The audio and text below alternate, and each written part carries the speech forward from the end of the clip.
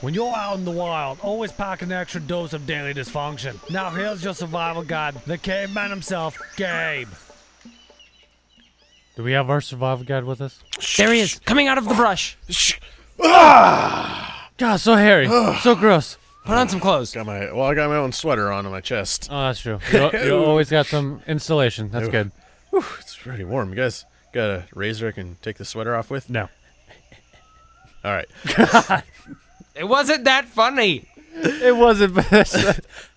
You're just like... All right. So for your first survival tip, oh boy, I might have to take a break and go behind this tree for a second. All right. You're on a boat trip down the Amazon. 2 days into the trip, the boat develops engine trouble and begins to drift uncontrollably down the river. With a waterfall approaching, the captain tells the passengers the best chance of survival is to jump off the boat and swim or wade to the riverbank. You anxiously look over the side of the boat and see a school of piranhas. You must jump. Do you A, throw a large object in the center of the school to disperse the fish? B, drop some raw meat over one side of the boat to lower yourself on the opposite side? C, remove your clothes and throw them overboard ahead of you, then swim quickly to shore? Or D, cover all bare skin with oil, then quickly swim ashore? What? Where are you getting the oil and the raw meat? From the They're on the boat. dead, greasy guy next to you. Yeah. Oh, okay. Good to know. You killed the fat guy. Okay. All right. I'm going to say throw the raw meat on one side and swim on the other. Jumping on the other. I'm in the same boat. On the Well, same- yeah, of course. It's, Yes, you are. Yeah. So what's your answer? And I... Throw the meat over.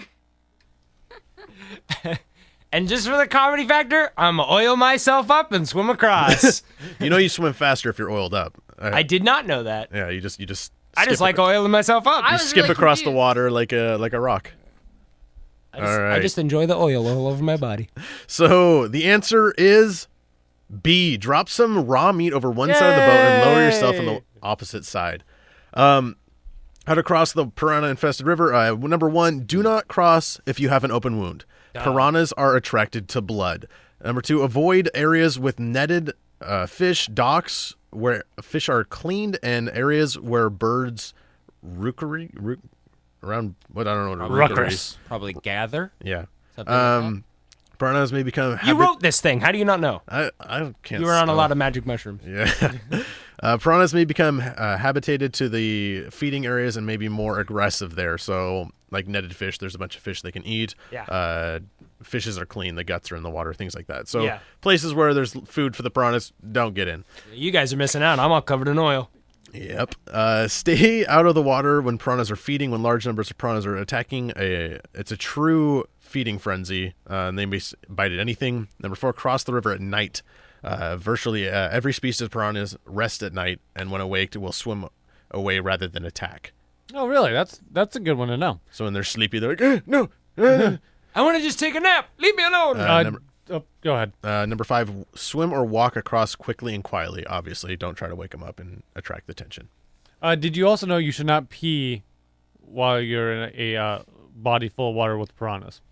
Because they're also attracted to urine. Really? I had no Yeah. idea. Do you have blood in your urine? Well, no, but It's probably the salts. I think so. My one of the only things I remember from my California school is that reason. I don't know why. Real quick, there is another fish that you also, if you shouldn't pee into the ocean as well, because there's a fish that can travel up your pee stream. Yeah. Ah, That's the Amazon. Yeah. It's gross. All right. And it has barbs. Which is It's your stuck. worst case? So which of these is the worst case? The one where the thing travels up your pee stream. Yeah, that's always That- option that's 3. the worst case. All right, jumping from a roof of a 3-story building into a dumpster, or leaping to a rooftop 10 feet away. Oh. I'm gonna say dumpster is worse, because I don't know what's in the dumpster. Yeah, but most people can't leap a distance of 10 feet or more. that's true. I am not most people, sir. You take 3 steps and get asthma and then take a break. And then you just fall. I do think it's the dumpster too. You think it's a dumpster? Yeah, because being up that high, you can kind of try to judge like where you're going to land, but you can always judge wrong. And dumpsters are big, but not that big to where you can still crack your head over the side, break your neck, or break an arm. And you never know when it's going to be filled with like cinder blocks or something. Yeah, and you never did say If it was how open or closed. Yeah, that's true. that or how tall the buildings are that you're jumping roof to roof from. I mean, they could be one story, so you're just like, oh no, I might just break my 3-story. hip. Let's just do 3-story both. And also with the leaping from roof to roof, usually between rooftops, there's obstacles like gutters, short walls, those little. I don't know why they put them there. Parkour. Yeah, I was gonna say for parkour people, they're Yeah. cool. And so You can't let obstacles get you down, man. not only is there the 10-foot gap, but then there's the stuff that you have to like Get around. get over, and so it could be an additional 3 feet added onto there. You need to jump to clear it. Meh. I have really. wanted to try that. Jumping from building to building. Yeah, Just so but- that little superhero like feeling. Yeah, but I know I'd be running full speed, and I get to the end, and I regret it. Like, no, and I'd stutter, and then just trip and fall over the side. Yeah, It's that just- that happened in Kick-Ass. You remember that? Yeah. Where the first time he tries to jump across the building, he's like running, and then he goes, Yeah. "Oh no, thank you." Yeah. He's also wearing Timberlands, though. That's true. He is also wearing Timberlands. All right, and finally, how to survive a flash flood. Number 1, check the water level outside. If it's deeper than 1 foot, do not attempt to drive away. Cars can be swept away with as little as 2 feet of water. So see those dumb people driving with their cars fully immersed? That's not very smart. They're not submarines, they're The cars. people with canoes during flash floods. Oh, those are fun. Yeah. If the water inside is not rising quickly or flowing fast, turn off the power to the building. Turn off the gas and the main valve to the building. Only enter the basement if the water is slowly rising or below the knee deep. Otherwise, it may become trapped and drowned. If you still have a basement nowadays. Yeah. Well, we don't have basements around here. Eastern Washington has a ton of basements. Places like Texas has a ton of basements. Fallout Places in shelters. Tornado Alley have tons of had basements. tons of basements. I don't- They even build new houses with basements in those areas. Yeah, well, because it's like, hey, you're going to die unless you have this. Yeah.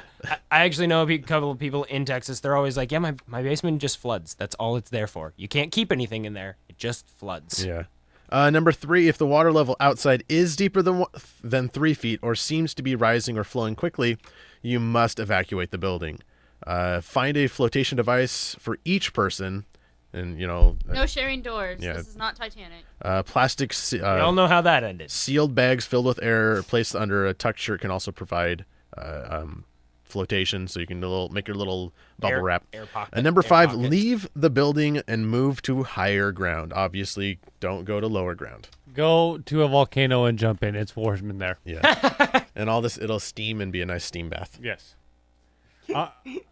You're right there, Chuck. Yeah, that's just really funny. All right. It's warm in there. It's like a blanket. Yeah, I gotta drag out this survival Oh, here it is. calculator machine. Big ass calculator. Why is it so? You think with technology we'd be able to find a better way to? Well, you know do what? this. Sometimes you just got to stick with the classics. Gosh. Okay. Loud too. Yeah, I know it's very loud. It's Louder than normal. okay. Yeah, Oil needs smoky to in be here. changed. Yeah. Oh no. Hey. I run it off synthetic. I was gonna say. Of course. So it's more expensive. Yeah. So, for who wants to know what their percentage is first? I lost last week, so I will go first. Okay, you'll go first. Yeah. Chuck, you actually died with an amazing. You're getting up there though, 42%. It's funny because I got 51 last week. Yeah, so you're progressively getting worse, but at least you're greased. Yep, that's true. That's always a plus. That's true. Mr. Big Joe over there That's me. got That's me. got a whopping 82% this week. I did it. You survived. Wow. I know, it's pretty impressive.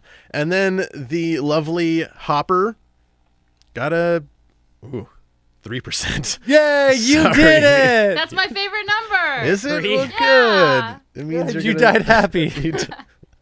Big I Joe, don't know if that's how that works. he survived because his big, strong legs were able to push him over that large 10-foot gap.